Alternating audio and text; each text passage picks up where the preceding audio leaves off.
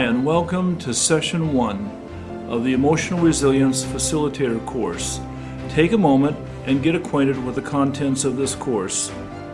Please review the agenda located in your Facilitator Manual. This course will have application in your professional and personal activities. My hope is that you will develop an awareness of the essential elements of the natural therapeutic process. Utilize the concepts and principles with colleagues, friends, and family. Tell me what works for you and what doesn't to make this training even better. Let me provide a brief autobiographical sketch of Dr. David Viscott, the man who originated the concept of natural therapy. And radio host Dr. David Viscott has died. For 13 years, Viscott dispensed pop psychology and personality on KABC radio. For the last several years, his talk with Dr. David Viscott was syndicated nationwide. A champion of tough love, Viscott also wrote books, even tried television. He was found today in his Studio City home, apparently killed by a heart attack. Dr. Viscott was 58. David Stephen Viscott, MD, attended Dartmouth College and Tufts Medical School before teaching at University Hospital in Boston and UCLA in Southern California. He was nationally recognized for his KABC talk radio program, Night Talk, and a KNBC television program, Getting in Touch. Thousands found his no-nonsense approach appealing. He encouraged callers and patients to deal directly and honestly with their issues. Dr. Viscott found the singular truth that if you lived honestly, your life would heal itself.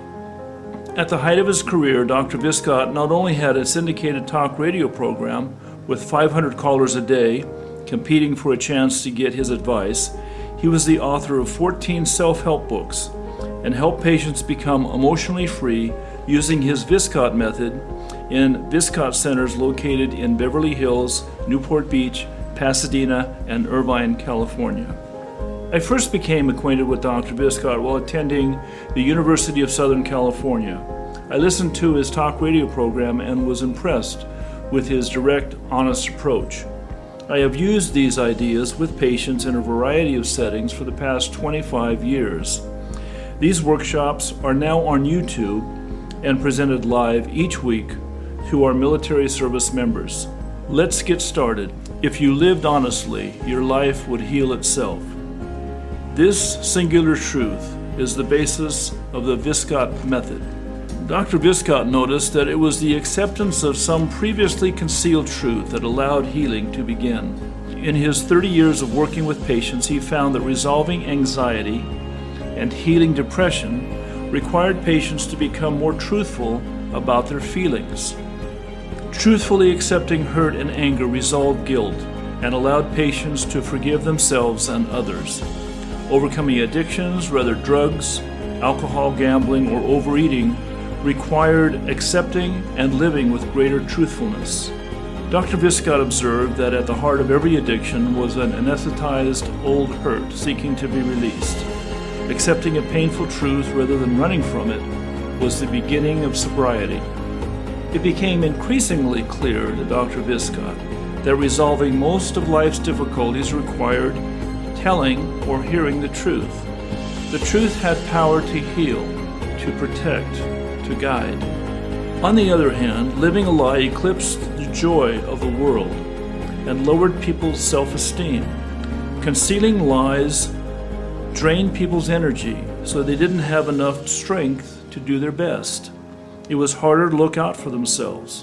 When people lived in a lie, they seemed to invite trouble into their life rather than make it better.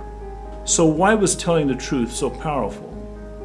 In his practice, Dr. Viscott found the answer to the truth's healing power.